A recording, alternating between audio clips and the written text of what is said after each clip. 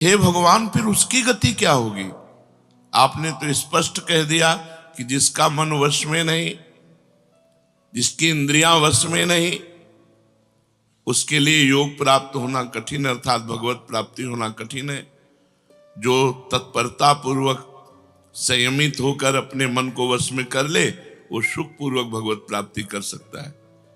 पर उस साधक की क्या गति होगी जिसका मन, बुद्धि, चित्त, अहंकार ये वश में नहीं है, और वो साधना करता है, नाम जप करता है, सत्संग करता है, स्वाध्याय करता है, पर इंद्रिय विजयी नहीं है, मन विजयी नहीं है।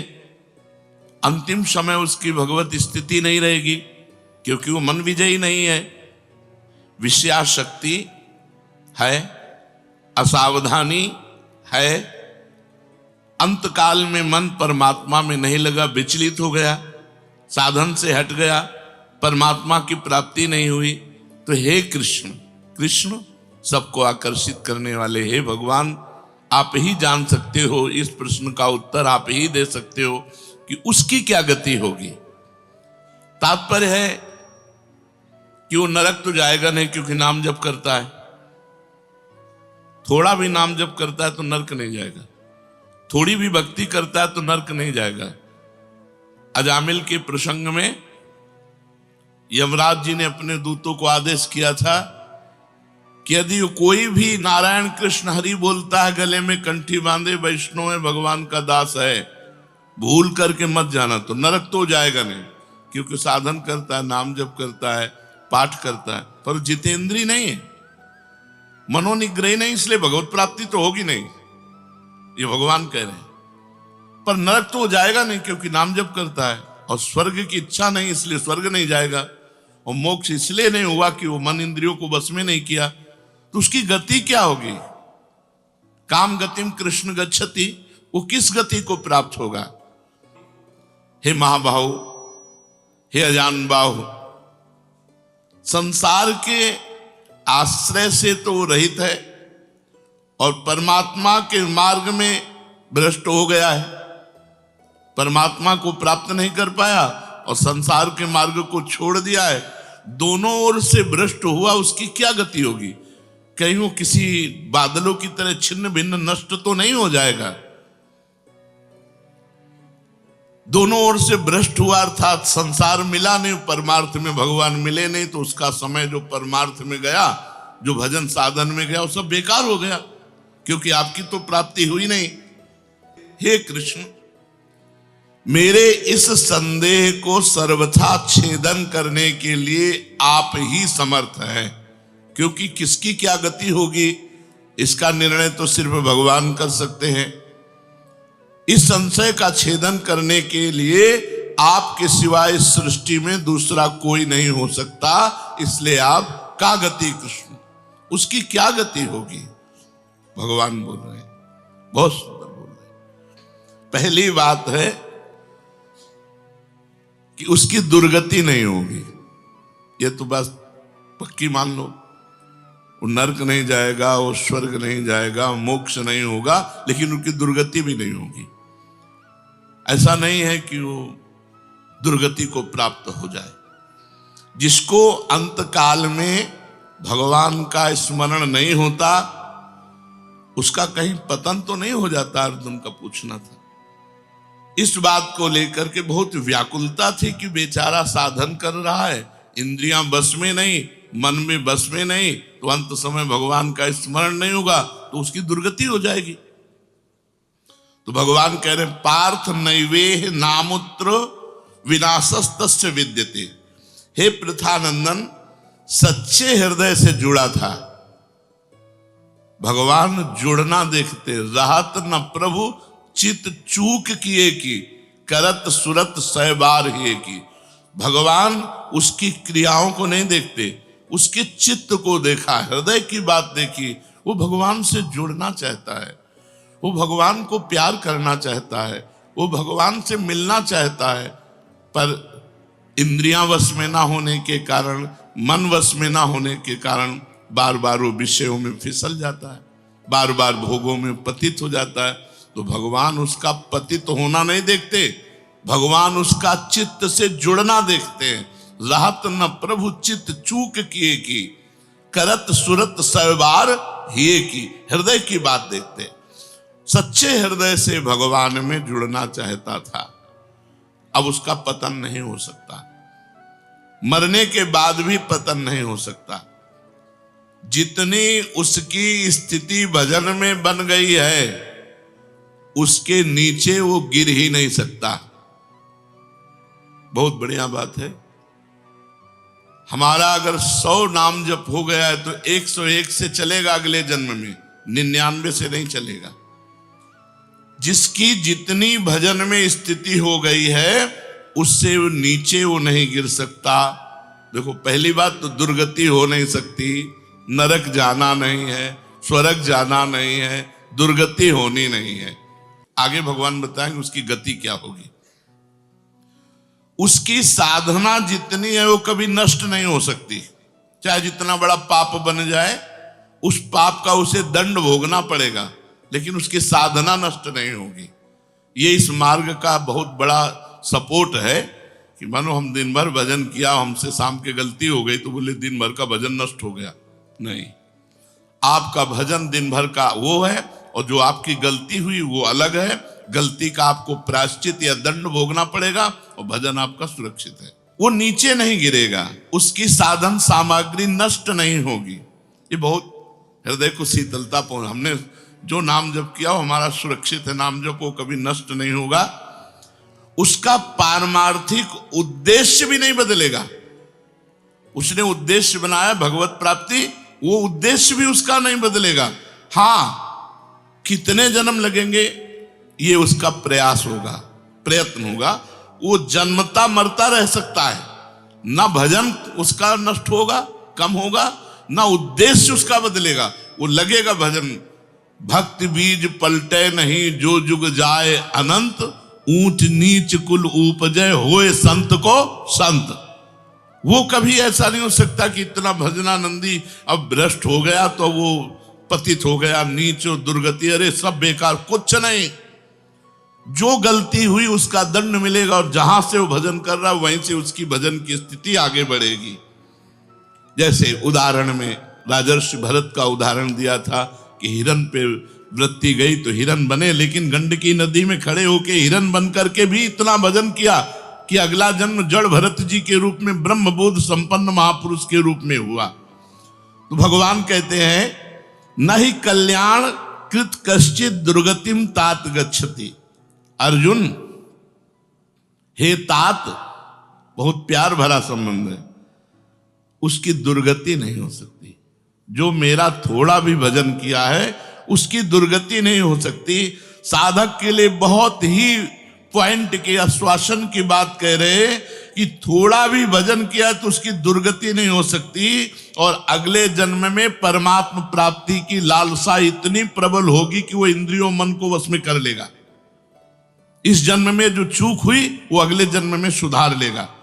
उसकी दुर्गति नहीं होने का तात्पर्य है कि जो मनुष्य कल्याणकारी कार्य में लगा हुआ है, जिसके लिए मनुष्य शरीर मिला है, वो कार्य कर रहा है, भजन कर रहा है, सत्संग कर रहा है, स्वाध्याय कर रहा है, ठाकुर सेवा कर रहा है, वो अपने असली कार्य में लगा हुआ है, पर उसका मन चलायमान है, उसकी इंद्रियां चलायमान, तो उसकी दुर्गति नहीं होगी।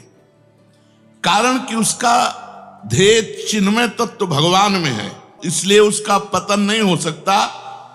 मैं उसकी रक्षा करता हूं, तो उसकी दुर्गति कैसे हो सकती है? क्योंकि उसने थोड़ा भी सही मेरा भजन किया है। मेरी दृष्टि सर्वभूत हिते रता है, सब पर मोरी बराबर दाया, सब मम प्रिय सब मम उपजाए। मैं सबको प्यार करता हूं। फिर जो मनुष्य मेरी तरफ चल पड़ा, अपना किसी तरह से कल्याण परम हित मानकर मेरी तरफ चल पड़ा, तो मैं उसे सबसे ज्यादा प्यार करता हूं। फिर मैं जिसे प्यार करता हूं उसकी दुर्गति कैसे हो सकती है? प्यार तो सबको करता हूं, लेकिन जो अपना मान करके मेरी तरफ चल पड़ा, मेरा भजन करने लगा, उसकी दुर्गति कैसे हो सकती है? मेरा वो समझे न समझे, उससे वास्तविक संबंध तो है ही। ममई वांसो जीव लोके जीव भूता सनातना, वो भले भगवान से संबंध ठीक नहीं लगा पा रहा, लेकिन भगवान तो जान रहे मेरा संबंधी है, मेरा अंश है ये। संसार के साथ उसका वास्तविक संबंध नहीं है, उसने मेरे साथ इस वास्तविक संबंध को, असली लक्ष्य को उसने स्वीकार किया कि अब इस जन्म में भगवान को प्राप्त करना चाहता हूं, तो चाहे जितना बड़ा गलती पड़ गई, अपराध पड़ गया हो, उससे दुर्गति उसकी नहीं हो सकती। भगवान कह रहे उसका किया हुआ साधन नष्ट नहीं हो सकता। हां, वो देखने में मोहित सा लगेगा कि भ्रष्ट हो गया, अब तो कोई भजन साधन नहीं, अब तो भ्रष्ट सा हो गया है, साधन छूटा दिखाई देगा। परंतु ऐसी परिस्थिति में भी मैं उसका साथ नहीं छोड़ता। उसने मेरा भजन छोड़ दिया, मेरा साधन छोड़ दिया, लेकिन मैं उसका, जैसे एक सत्संग में दृष्टांत में देते थे कि जगन्नाथ जी की सेवा में श्रीअंग पार्षद रहते थे, तो उनमें से एक पार्षद वैश्या संसर्ग करने लगे कुसंग के कारण।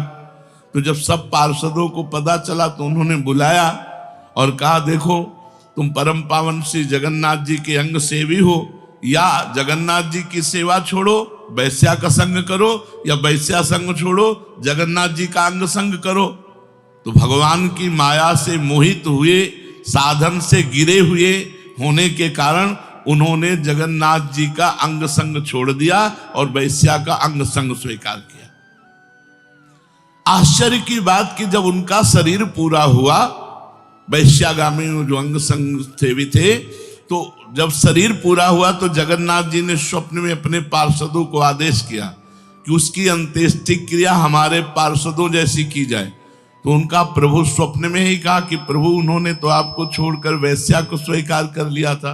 तो बोले उन्होंने छोड़ दिया था, ये उनकी हिम्मत है, हमारी हिम्मत नहीं, हमारा स्वभाव नहीं है, हमारी सामर्थ्य नहीं है। हम एक बार जिसको पकड़ लिया उसको कभी छोड़ते नहीं। तो भगवान यहां कह रहे हैं कि कभी कभी वो मोहित हो जाता है, वो साधन छोड़ता, लेकिन मैं उसे नहीं छोड़ता। ये खास बात समझो, मैं उसे नहीं छोड़ता। उसका किया हुआ अपराध, किया हुआ पाप, भले उसको थोड़ा समय दंड भुगताने के लिए, लेकिन मैं उसे छोड़ता नहीं हूं। तो उसकी दुर्गति कैसे हो सकती है? इसलिए घटना घट सकती है। ये तो भगवान कह रहे हैं मनमानी मत करना, कह रहे घटना घट सकती है। आपने अपराध किया, आपको पाप का दंड मिल सकता है, लेकिन मैं उसके अंदर ऐसी व्याकुलता पैदा करूंगा कि वो सब प्रपंच छोड़कर दौड़कर मेरी तरफ भाग पड़ेगा, क्योंकि मैं उसे नहीं छोड़ता। जैसे गोपियों में थोड़ा अभिमान आया, मैं अंतर ध्यान हुआ, लेकिन उन्हीं के बीच में रहकर जहां व्याकुल हुई मैं प्रकट हो गया। तो भगवान कह रहे हैं कि एक बार जिसके भीतर थोड़ी भी साधना चल पड़ी, थोड़े भी संस्कार भक्ति के पड़ गए, नाम जप करना, वाणी पाठ करना, थोड़ा भी भगवत्कार, कर्म चैव तदर्थीयम सदित्येवाभिधीयते, तो उसका कभी पतन नहीं हो सकता जो संस्कार पड़ गया भक्ति का, क्योंकि सत वस्तु का कभी अभाव नहीं होता। तो फिर प्रभु गति क्या होती है उसकी? तो भगवान कह रहे प्राप्य पुण्य कृताम लोकान, उसने गंगा स्नान किया है, उसने नाम जप किया है, उसने वाणी पाठ किया है, उसने ठाकुर सेवा की, तो कोई साधारण है? बहुत बड़ा धनी है। भले लोक भ्रष्ट हो गया है, भले इंद्रियां उसके कब्जे में नहीं, भले मन उसके कब्जे में नहीं, लेकिन साधारण जीव नहीं है, वो भगवान का जन है। उसने नाम जप किया है, वाणी पाठ किया है, ठाकुर सेवा की, धामवास किया, तीर्थ अवगान किया। प्राप्य पुण्य कृताम लोकान, जो बड़े बड़े याज्ञिकों को, कि बोले इतने यज्ञ किए, अश्वमेध यज्ञ की, जो बड़े बड़े याज्ञिकों को जो सांगोपांग करते हैं, उन लोगों को स्वर्ग आदि लोकों पर अधिकार होता है। इसलिए वो पुण्य कर्म कहते हैं तो पुण्य लोक उनको प्राप्त होते हैं। पाप कर्म करने वालों को नरक भेजा जाता है।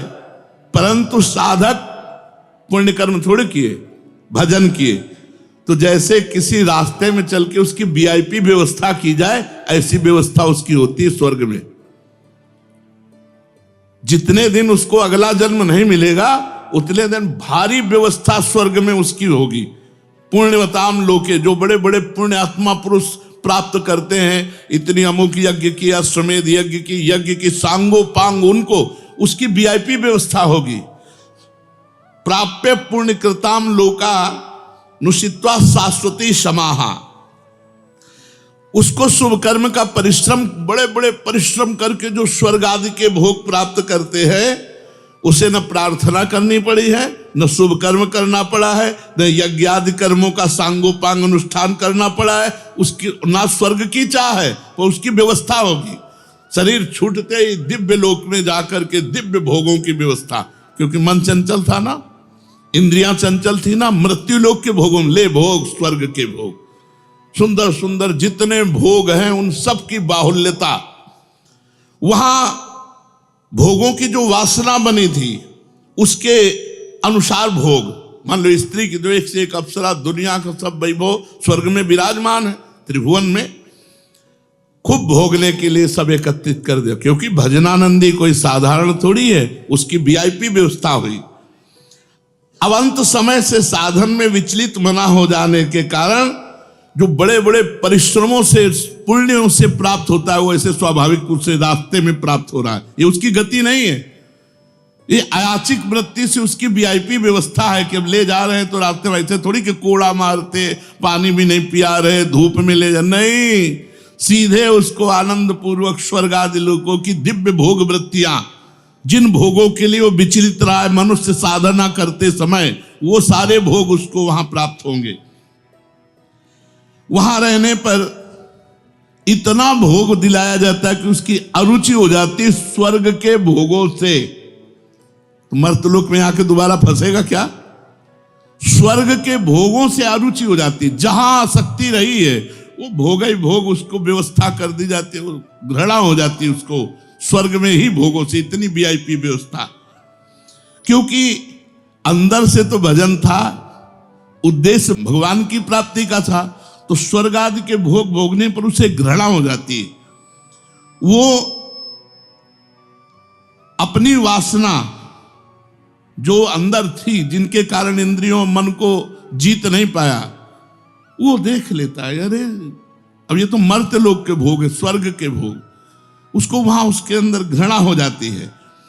उसित्वा शाश्वती क्षमा, फिर उसे और ऊंचे लोकों में, अगर समय है अभी, तप लोक, जन लोक, महालोक, ब्रह्म लोक, ऐसे महान लोकों में उसे ऊंचे के लोकों में भेजा जाता है। और वहां भी इसलिए भेजा जाता है कि यहाँ के स्वर्ग के भोगों से रुचि, अब यहाँ के ब्रह्म लोक के भोग देख ले। भजन का फल है ब्रह्मादिक के भोग सब विषम लागत ताई, नारायण ब्रज चंद की लगन लगी है जाई। जब ठाकुर जी से मिलने की चाह लग जाती तो यहीं इसी शरीर में ब्रह्मादिक के भोगों से भी वैराग्य हो जाता है। भोग भोगने के उद्देश्य से नहीं,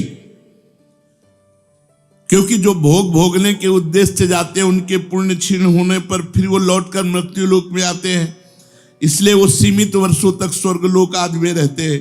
परंतु जिसका उद्देश्य भोग नहीं भजन था और योग भ्रष्ट हो गया है सूक्ष्म वासना के कारण, तो स्वर्ग आदि लोकों में जाएगा, उसका भजन नहीं क्षीण होगा।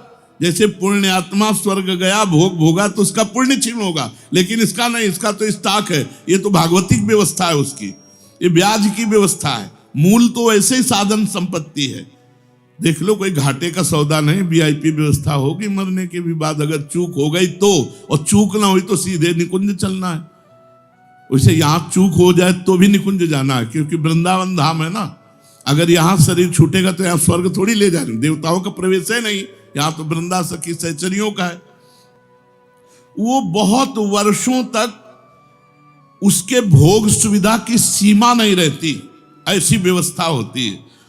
अच्छा, जो भोग भोगने के उद्देश्य से ऊंचे लोकों में जाते हैं उनको फिर पतित होना पड़ता है, लेकिन ये योग भ्रष्ट जब ऊंचे लोकों में जाता है तो पतित नहीं होता, उसकी साधन संपत्ति प्रकाशित रहती है ज्यों की त्यों, और उसका सत्भाव जागृत रहता है। सब मिथ्या है, भगवान मिथ्या करवाते करवाते ब्रह्मलोक तक के भोगों का मिथ्या। अब उन सुख भोगों को भोगने के बाद सुचि नाम श्रीमताम गेहे योग भ्रष्टो भी जाते। अब यहां जब प्रकट हुआ, कब उसका जन्म होगा। कोई सीमा रखी जाती है, अरुचि, अरुचि सीमा रखी जाती है। जब तक उसे भोगों में अरुचि नहीं होगी तब तक ऊपर के लोगों को भोगों में उसे रखा जाएगा। नरक वरक तो जाने की बात नहीं, वीआईपी भोग। जब अरुचि हो गई, अरुचि होगी ही, क्योंकि वो भगवान का भजन करता रहा है। वो ऐसा नहीं कि अब विश्राम मान ले कि अब अप्सरा मिल गई, विमान मिल गया, स्वर्ग मिल गया, अब यही नहीं। उसकी यात्रा नहीं रुकेगी, उसका भजन उसको कचोटेगा, उसके अंदर जलन पैदा होगी, अशांति हो जाएगी। ये सब भोग नहीं चाहिए, मुझे भगवान चाहिए। चलो ब्रह्मलोक, वहां भी ये नहीं चाहिए। तो अब शुचि नाम श्रीमताम गेहे योग भ्रष्टो भी जायते। अब योग भ्रष्ट जब मृत्यु लोक में लौटा तो जगत पूज्य घर में पैदा हुआ। जगत पूज्य घर में श्रीमान, सारा संसार जिसे झुके, ऐसे घरों में पैदा, उच्च कुल, भक्ति संपन्न। श्रीमान का मतलब होता है, एक लौकिक शब्द होता है वैभव संपन्न, लेकिन भागवतिक वैभव संपन्न महापुरुषों के घर में उसका जन्म होता है। और लौटने का कारण जो है, उस कारण को भगवान जानते हैं, उसकी बहुतायत कर देते हैं। स्वर्ग भोगा, ब्रह्मलोक के भोग भोगे, और यहां सारे भोग उसके दे दे, ये ले, अरे भगवान का दास है कोई और, ये ले। ऐसे घर में पैदा किया। अब उसकी जो साधन संपत्ति उसको खोल देते हैं। अभी तक बंद रखा, हानि नहीं हो सकती। अब जे ही जन्म हुआ, जैसे अपने लोग अब जे ही स्कूल जाते, स्कूल से पढ़ के आते, लगता है माँ नहीं टिकेगी, पिता नहीं टिकेंगे, सब मरेंगे, तो मेरा साथी कौन है, मेरे जीवन का लक्ष्य क्या है, क्या यही उद्देश्य है। बस बैठ जाते एकांत में। और संत जन आते थे, वो श्री राम जय राम जय जय राम, श्री राम जय, कीर्तन कराते थे तो वही याद था, श्री राम जय राम जय जय राम, श्री राम जय राम जय जय राम। बस नाम जप करना निश्चय हो गया। 13 वर्ष के उसको भागो। ये देखो, उत्तम कुल ब्राह्मण के घर में, और पूरे साधु महात्माओं का सानिध्य, और पिता पूरे स्वयं महात्मा नंगे पैर हल जोतते, बड़ी कठिन परिश्रम के द्वारा वो उदर पोषण करते। और संत महात्मा 8-8, 10-10 संत महात्मा दरवाजे पर। बच्चापन से ही क्या बन, अब मुझे संसार से भाग। किसी ने हमें सिखाया नहीं, भागो संसार से और भगवान की प्राप्ति करो। तो मनुष्य जन्म में जे ही जन्म लिया से साधन संपत्ति खोल दी गई। अब वो साधन में एकदम चिपक गया, क्योंकि पीछे जहां चूक हुई थी वो ऊपर से नीचे तक सब समुदाय भोगों का देख लिया। अब उसका अंतःकरण साधना से परिपूर्ण होने लगा। वो जो अंकित संस्कार भोगों के थे वो अरुचि पैदा हो गई। योग भ्रष्ट अज्ञात रूप से पुनः ऐसी साधना में लग गया जिसमें किंचन मात्र भी इंद्रिय और मन का मनोरंजन नहीं। पूर्ण इंद्रिय विजेता, पूर्ण मन को संयम में करके। अब वो ऐसी योग भ्रष्ट जो पुरुष था, श्रीमानों के घर में जन्म लेकर के वो भोगों में फंसेगा नहीं, पुनः भजन में बड़ी तेजी से चल देगा, और ये उसका आखिरी जन्म होगा। तेजी से भजन करके वो भगवत प्राप्त हो जाएगा। तो अर्जुन जी ने पूछा था कि फिर क्या उसका पतन हो जाएगा? जो भगवान का भजन करता है, भगवत प्राप्ति नहीं कर पाया, मन वश में नहीं हुआ, इंद्रिया वश में नहीं हुई, तो भगवान ने उत्तर दिया, वो ऊंचे के लोकों में जाकर खूब सुख भोग, जिन भोगों के लिए लालायित रहा था वो सब भोग मिलेंगे, और अंत में श्रीमान के घर में, कुलवानों के घर में जन्म लेकर भक्ति का ऐसा वातावरण मिलेगा कि जन्म से ही भगवान के भजन में लगकर वो इस जन्म में भगवान को प्राप्त कर लेगा। राधा वल्लभ लाल की।